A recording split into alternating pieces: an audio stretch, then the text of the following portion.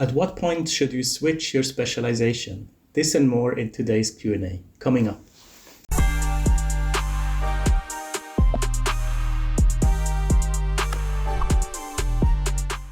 Hello and welcome back to the Freelanceverse. Thanks for coming back to the channel once again. And if you're new here, my name is Adrian. I'm a freelance German linguist. I do these Q&A videos about every 2 months, sometimes live, sometimes pre-recorded. But even if it's pre-recorded like today, I try to keep them as little edited as possible so that I can actually give you the real experience and answer these questions, properly. I didn't prepare for them. These are like my actual responses that I would give you if you ask them to me in person. So let's get started right away. The first question comes from Anna, HOB1Q. And by the way, I always take the questions from previous videos. So if you would like to be involved in the next one, just ask your questions down below. Anna asks, "Hey Adrian, thank you very much, I assume, for your channel. Got so many tips for starting out as a freelancer and trying to take on an active and passive approach to getting direct clients. If you have identified a specialized field, at what point do you think would be a good idea to change to another field if neither of the marketing strategies are working?"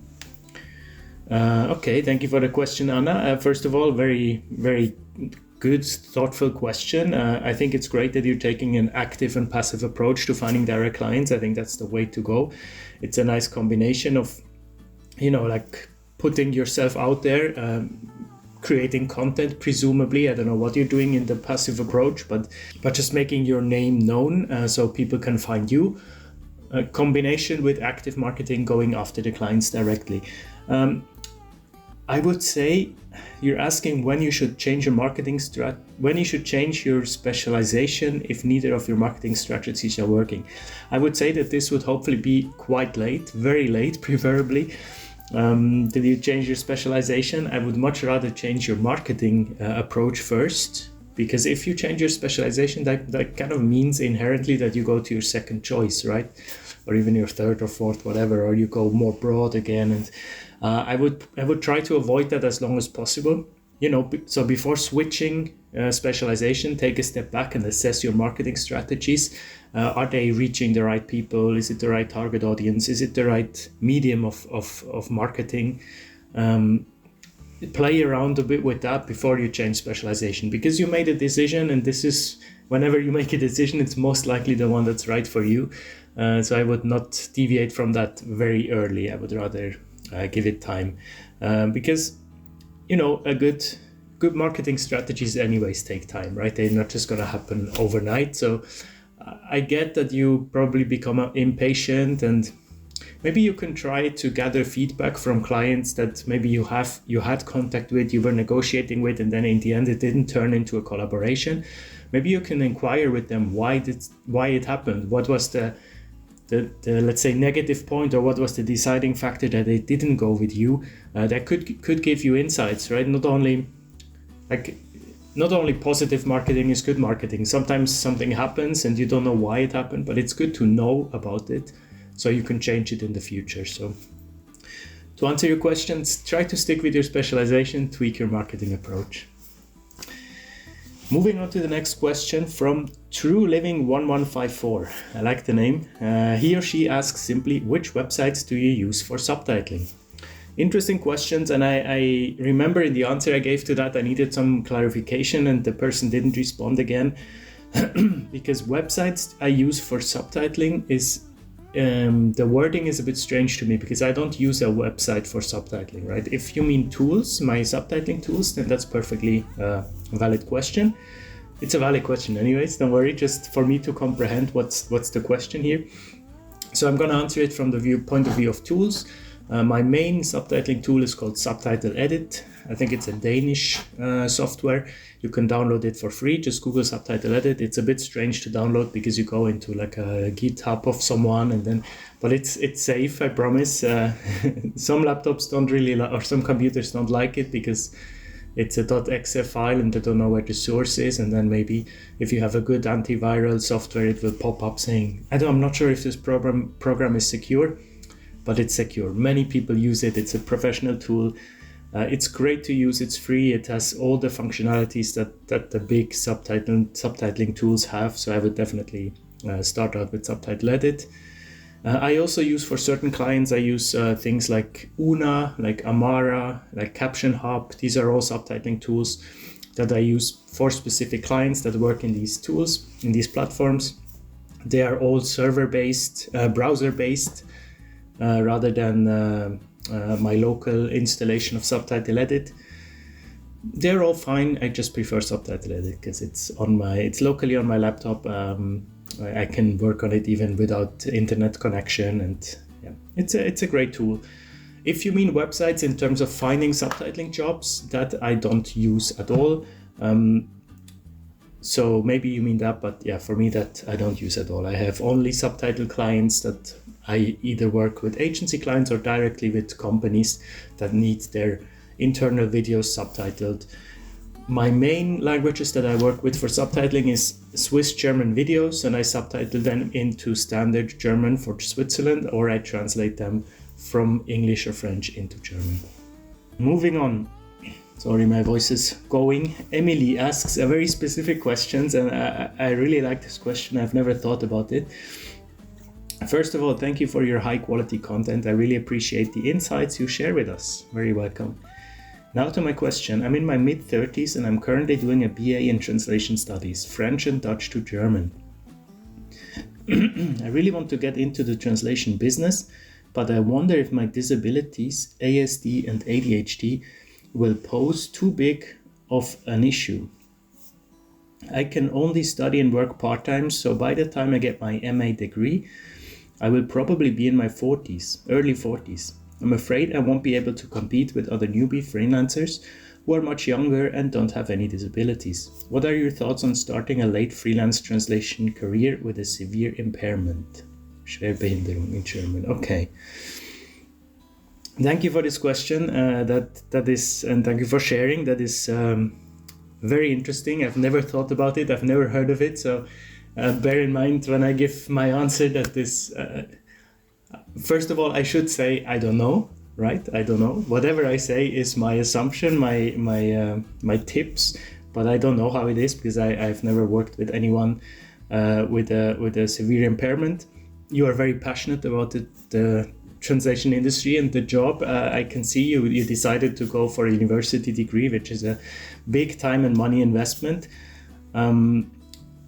Now, luckily, entering the translation industry later in your career is not uncommon, and it's perfectly fine, right?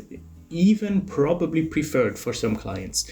Clients prefer life experience. They prefer if you have worked in previous jobs already, especially if you then specialize in this area where you've already gained professional experience. That's invaluable, right?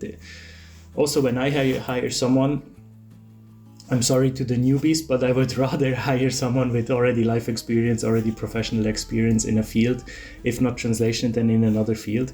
So that's not necessarily a disadvantage, right? That can even be an asset for you. When it comes to your impairments, the good thing about this job is that freelancing inherently is very adaptable, right? So you can make your own hours. So in a way, you are probably better suited for a job like this than a standard 9-to-5 job, because there you would have much more guidelines, right? In a freelancing job, you're much more free. You can perfectly fine work from 10 to 4 if that fits your capabilities, you know, and you can still be there for your clients for reasonable times. Maybe if you work, like, let's say if you can work 5 hours a day, let's say you can work from 10 to 12 CET and then from 2 to 5, right? You work 5 hours a day, but you are very much present for the office hours of your European clients. If you work for clients in other countries, but I mean, your languages are French, Dutch and German, so that's all CET languages, Central European time, I mean by that. And so you can, adapt your time schedule around that, and then it shouldn't be a problem in terms of availability. So your clients might not even know that you're working part-time. You don't need to tell that to anyone if you're freelancing, right? So that's your prerogative. That's perfectly fine to do. There are a lot of tools, CAT tools, project management tools, automation tools that help you to automate your workflow, to make you faster, to make you to have more structures. I don't know in what way your ADHD presents itself, but oftentimes you are getting distracted with a lot of different tasks on a screen, for example. And there are tools to manage that, right? Hyper-focusing tools, for example, reduce everything around your screen to a minimum, so you can really focus on one thing. Disable notifications, etc. So there are ways around these issues, but you also say it's a severe impairment. So I'm not sure like how much it affects you in your day to day. But so overall, you're not much less likely to succeed in this industry than anyone else, right? You have impairments, but that's perfectly fine. You can use them to your advantage as well. Keep in mind, you're probably an expert in this field of ADHD and ASD. I'm not sure what ASD is. Maybe it's linked to autism. I don't know. Sorry, I don't know the acronym, but you're probably an expert in this field. So you might even be able to work in this field as a translator, right? This can be your specialization as well, not from a medical standpoint, but from an actual, you are experiencing it, right? So you would be the best person to translate jobs related to that, informational brochures, tips and tricks, how to deal with this diagnosis and stuff. So maybe turn it around and make it, instead of an impairment, look at it as a superpower and make it your best friend. Moving on. Next question comes from It's me again. Okay, nice name. Hi Adrian, thanks for another informative video. I have also found LinkedIn to be quite useful in the past for finding opportunities and for connecting with the right people. Definitely. However, I have now given up trying to use LinkedIn, as there always seems to be somebody trying to hack my account. My first LinkedIn profile I created was completely deleted. I presume by someone who hacked it. And when I contacted their customer service team, I was rudely told that they can do nothing to retrieve my account and I will have to start a new profile from scratch. They are rude, unhelpful, and couldn't care less when you lose your entire profile due to hackers. Wow, okay. I've never heard of that happening on LinkedIn. I'm very sorry about that. What you can definitely do is verify your account in multiple ways, right? You can have a two-factor verification on, which by the way you should have everywhere. A few years ago now, it was when was it? 2021, I think. My website was hacked and I completely lost it. They asked like thousands of euros in extortion money to get it back, and I said, I don't care that much. It's fine. Just use it as a learning curve. I ditched my old brand and started a new one. So use very specific unique passwords, link your phone number to your LinkedIn account. You can verify your account with an ID.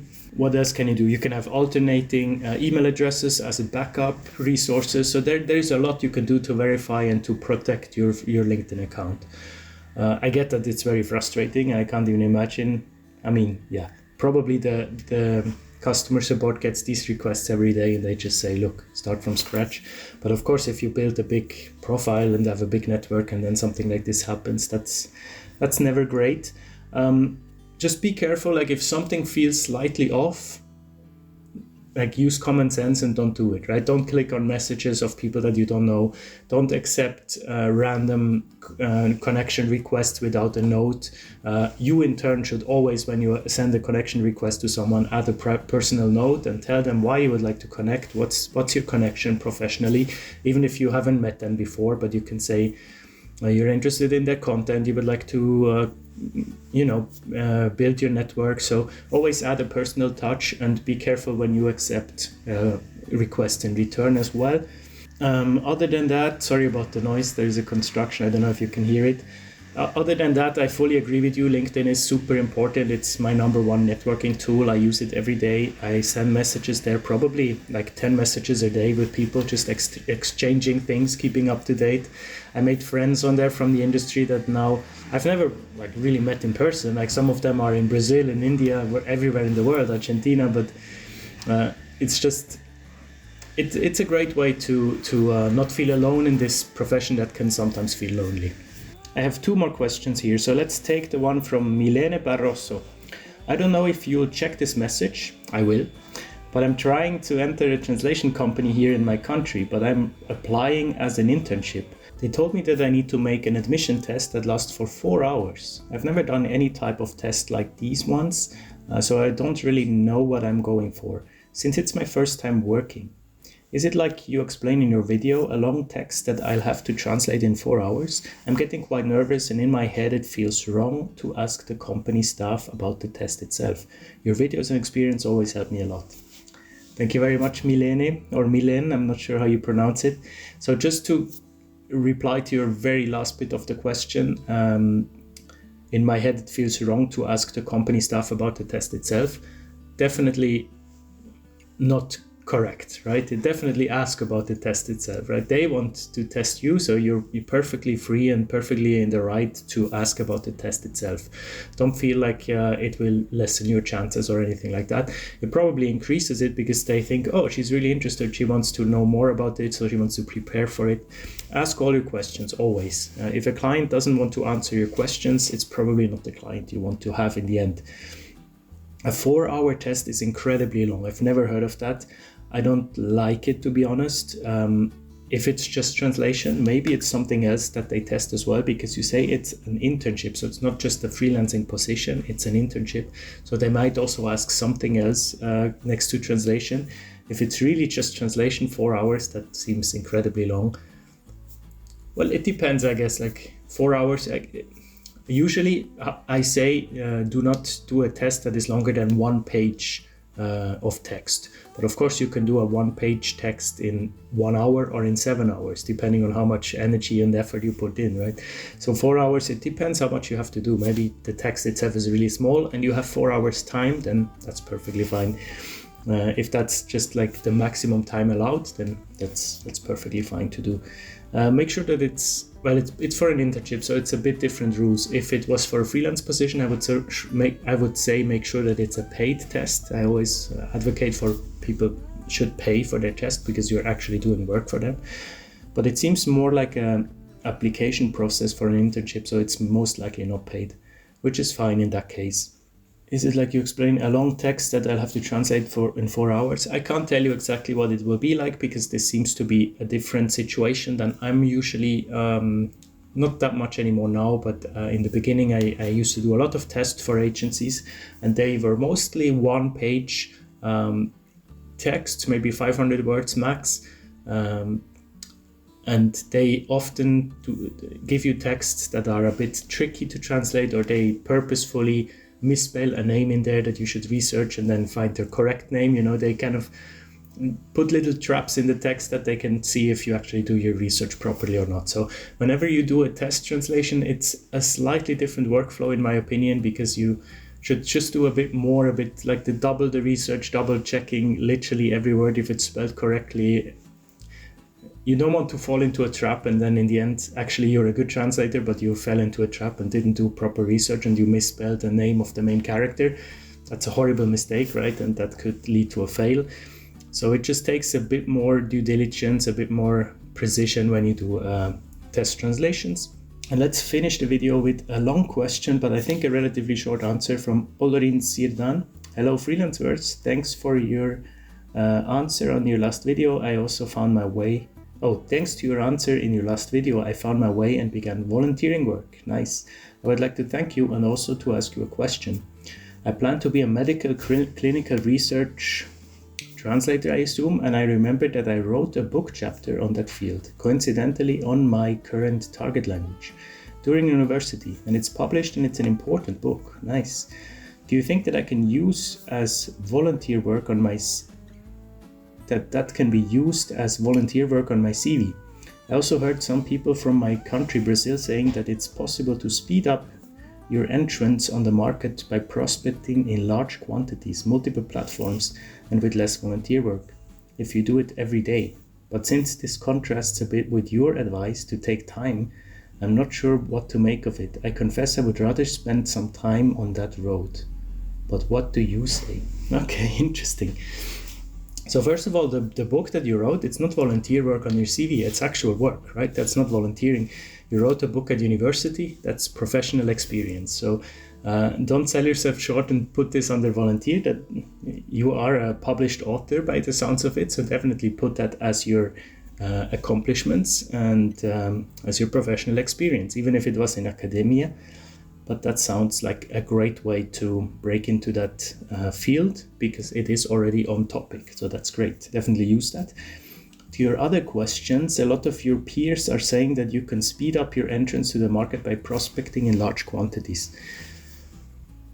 Of course you can do that. If you mean by that just sending out mass emails to agencies or to platforms, it doesn't really contradict with what I say in taking time, because you can do both of that, right? You can take your time, perfect your craft, do volunteer work, while simultaneously send bulk emails, while simultaneously do networking on LinkedIn, while simultaneously put out content, put your name out there, make yourself known. All of the above apply. It just depends on your energy level, on your willingness to put in effort. All of this takes time, all of this takes energy, but you seem to be still young, university age, so do all of the above. Like, you don't know what will happen, what will work, right? So for some people, the taking a lot of time, perfecting your craft, volunteering works.